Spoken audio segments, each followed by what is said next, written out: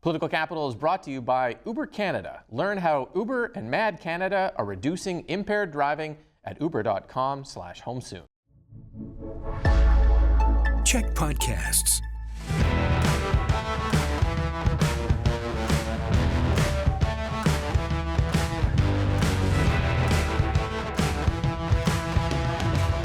Hey everyone, and welcome to Political Capital, your source for all the latest in BC politics. I'm your host, Rob Shaw. Thank you for being here. You know, every week we say it's busy week in BC politics, and every week we somehow manage to surpass that bar. This week we have John Rustad on the ropes, his leadership teetering. We have the Cowichan Nation title decision, again, a big topic at the legislature. And we have OneBC causing some problems as they introduce bills in the House.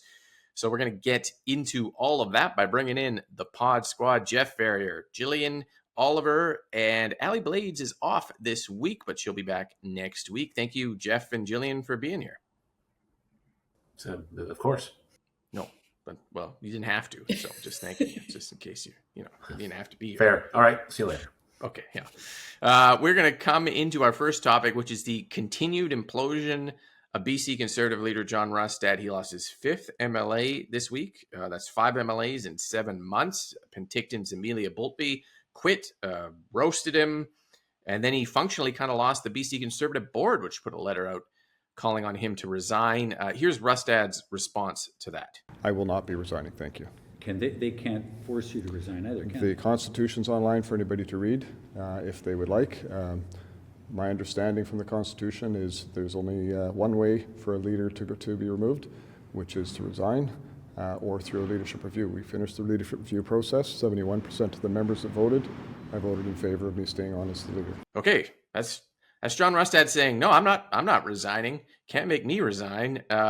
Jeff, what do you make of that response this far down the kind of cycle with the things that Rustad is facing? Yeah, week after week, we are talking about the opposition in disarray. We live in these very serious times. We just saw Donald Trump cut off trade negotiations with Canada. We see our forest sector really struggling.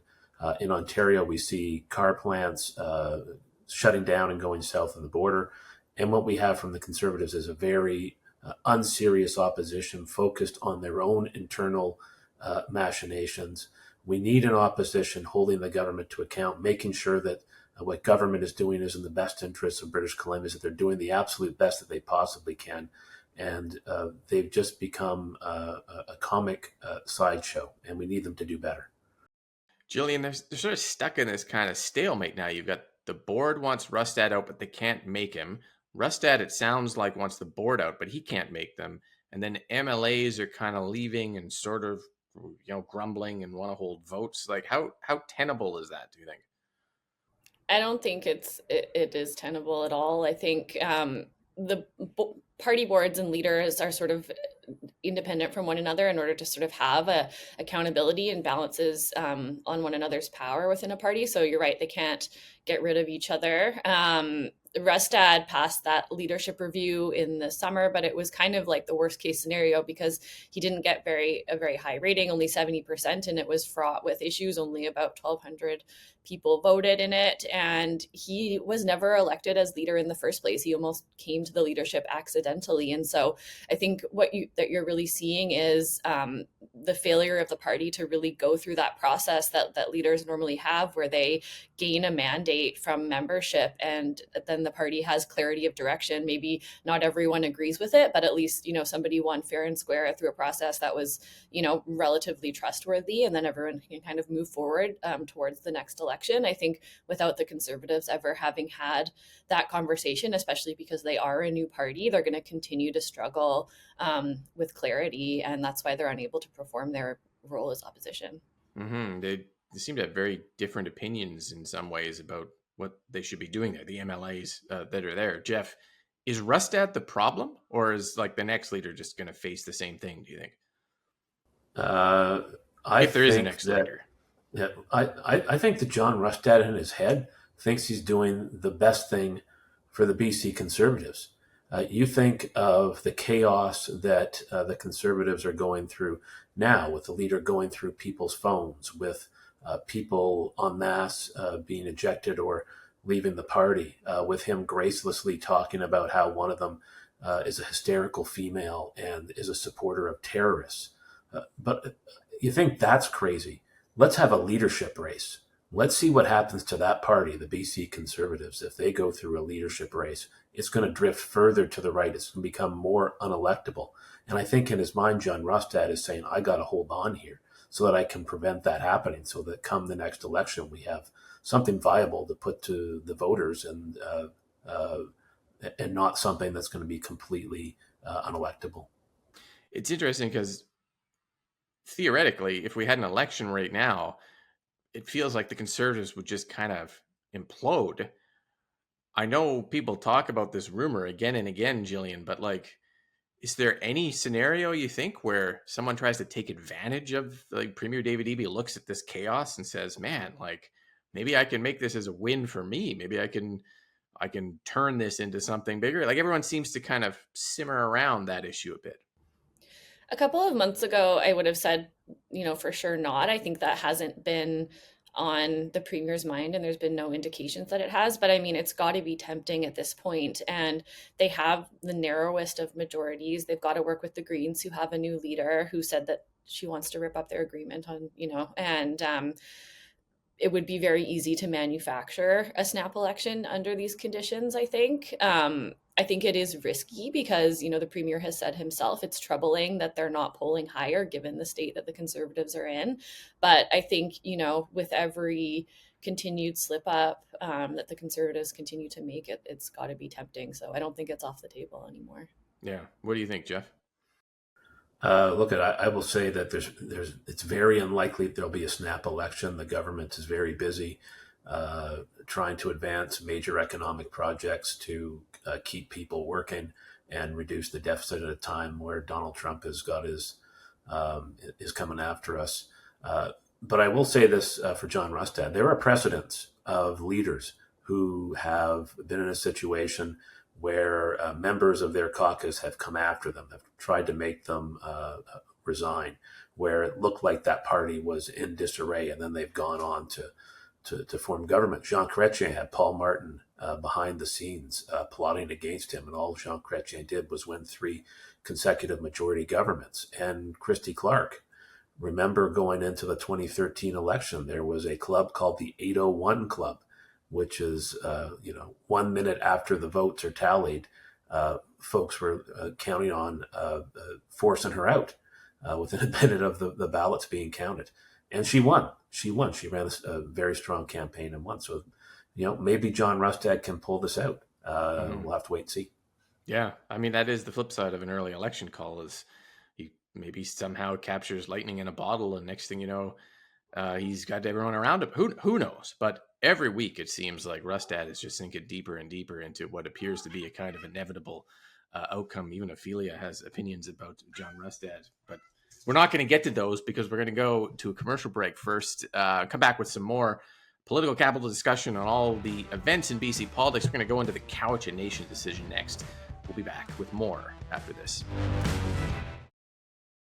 What I can say is all of our grounds of appeal will be making sure that we make clear that fee simple title has a superior title than everything else. And then there probably and very likely will be very many other grounds of appeal that we'll need to put before the Court of Appeal. That was Attorney General Nikki Sharma stating for the first time that private property rights in BC trump everything else. That's kind of the core issue coming out of the Cowichan Nation court ruling that put Indigenous title above private property rights in the legal hierarchy, according to the judge, led to all sorts of confusion and discussion about this issue. The city of Richmond putting letters out this week as well to residents on this. Where is the NDP government going on this? Jeff, what do you think of the discussion, how it's being framed? First Nations leaders saying this week that they found the whole thing fear-mongering, and yet the Premier kind of backing the mayor of Richmond and saying people have a right to be concerned about this. Well, it's politically challenging for the BC NDP. This is the first time that urban lands have come up in the discussion around Aboriginal title. I think there's a lot of confusion around this because the court ruling made findings but it did not impose consequences. So it found Aboriginal title. It found that First Nations were unjustifiably removed from the land.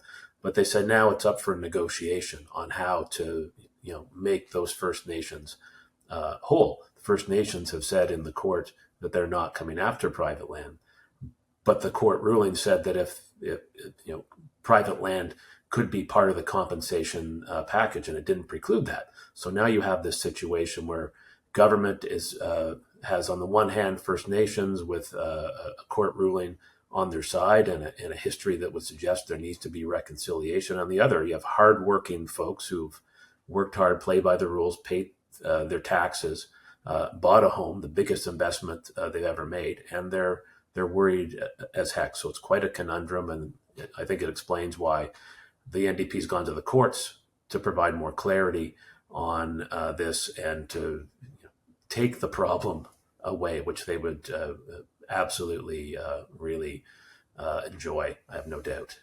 Yeah, it was. I mean, none of us are lawyers, but it was interesting to talk to the Attorney General this week because the idea that private property rights extinguish Aboriginal title is an argument the BC government didn't make in court. And in fact, David Eby, as Attorney General, forbids government lawyers from doing that. He passed this kind of directive to Crown prosecutors saying that's not in the spirit of reconciliation. So the government doesn't argue it. The Cowichan ruling comes out saying, actually, Aboriginal title is above private property. And now you have the Attorney General saying, actually, our position is private property is above everything else. It's not quite extinguishment, but it's close. And it feels like the government's sort of dancing around, Jillian, all sides of the issue, larger reconciliation, larger title agreements, but also not private property, but kind of, but not. It's hard, I think, maybe for the public to understand even what we're talking about sometimes. Yeah, I think the government's in a bit of a tricky spot because they're the ones who really championed UNDRIP. It was a huge part of John Horgan's legacy, something that was really important to their first term in government after 16 years of being in opposition. And now the implementation is much more complex than those sort of in retrospect, more simplistic messaging days. And I think, while we are very far away from this actually impacting private property, like Jeff said, the First Nations groups don't actually want to go after private property, and they've been very clear about that. Previous court rulings, like the Delgamuukw, which is sort of the seminal case on Aboriginal title, has been applied very conservatively. It's very unlikely that would ever happen. The government also has to think about other applications like uncertainty that this would create for foreign investment. And so they want to send a really strong signal to potential investors that it's still safe to do business in BC when it comes to developing lands. And they want to send a signal to voters that private property is not at risk when they've got, now multiple right-wing political parties kind of trying to fearmonger and gain political traction off the issue. So they're balancing so many different things. And I think that's why you see a lot of kind of confusion in the messaging. And I think their first priority really needs to be very clear reassurance that private property is not at risk, because that seems pretty clear from the legal experts that I talked to.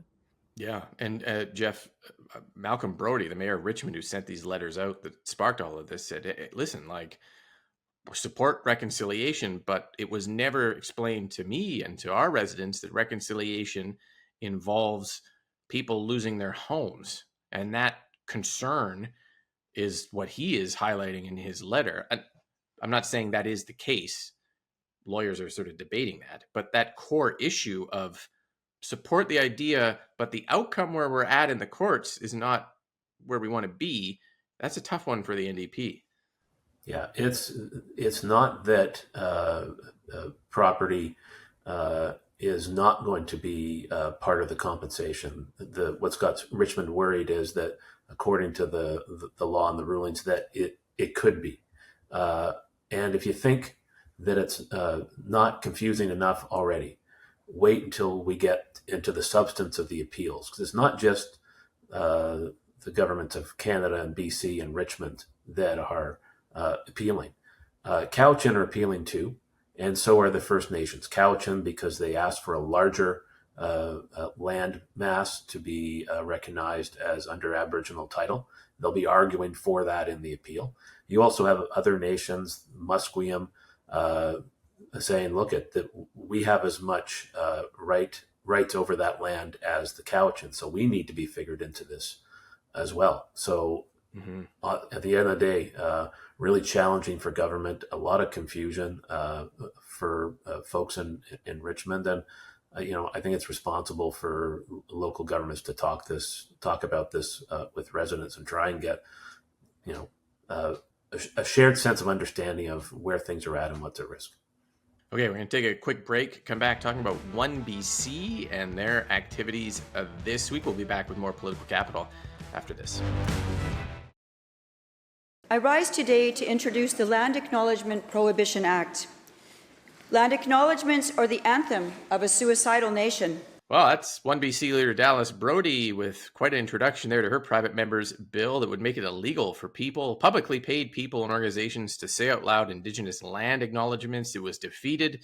First reading in the legislature by the NDP, the Conservatives, and the Greens, but really not so much about that as it is about what OneBC is doing here, I think. Jillian, trying to pull some Conservatives away, wedge them. They got two who broke ranks and supported this.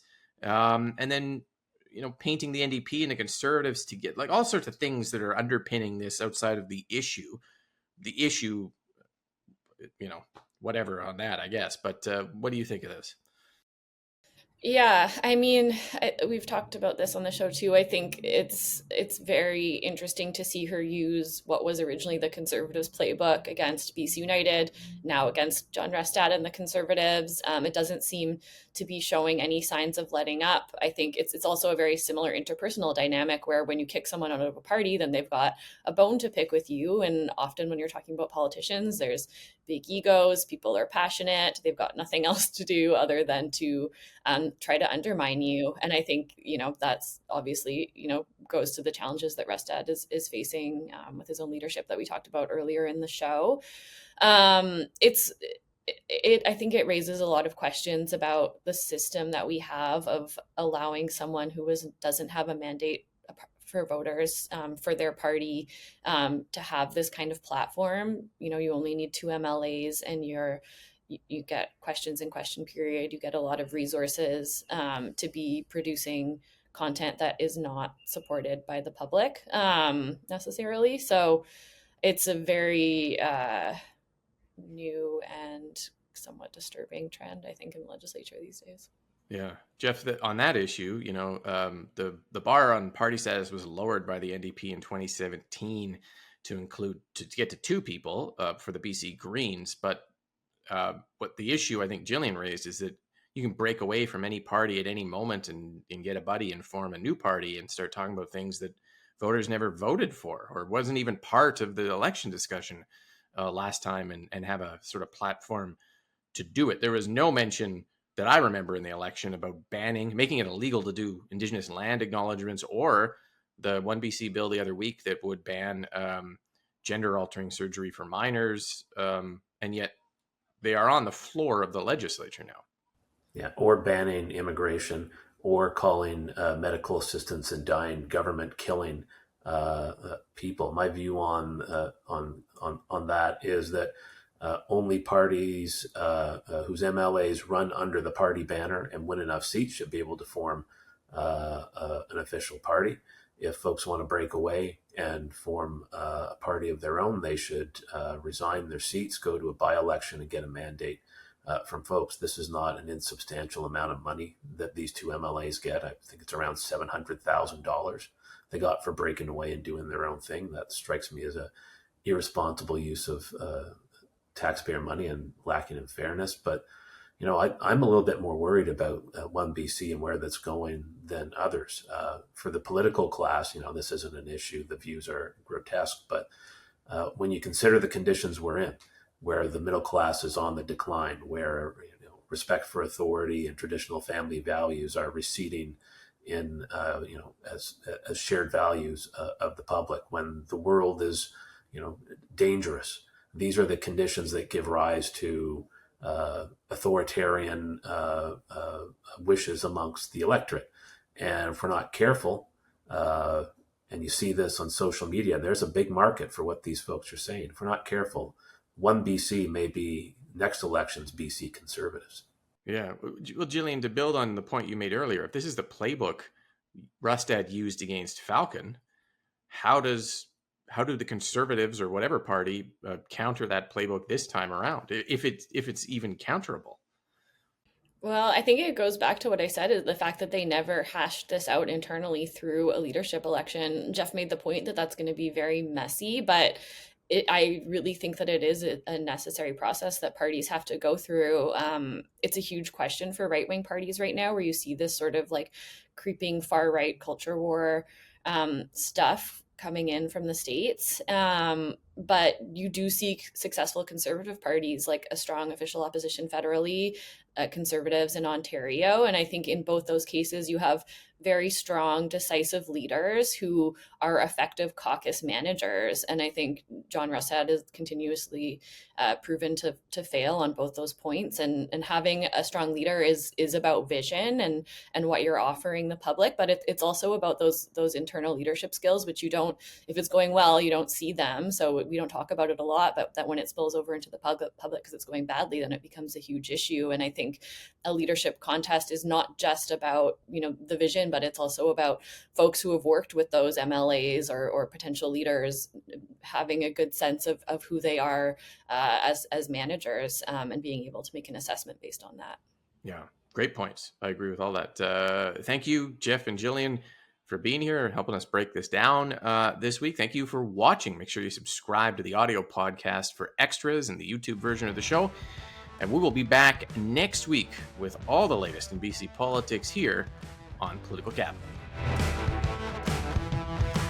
Political Capital is brought to you by Uber Canada. Learn how Uber and Mad Canada are reducing impaired driving at uber.com/homesoon.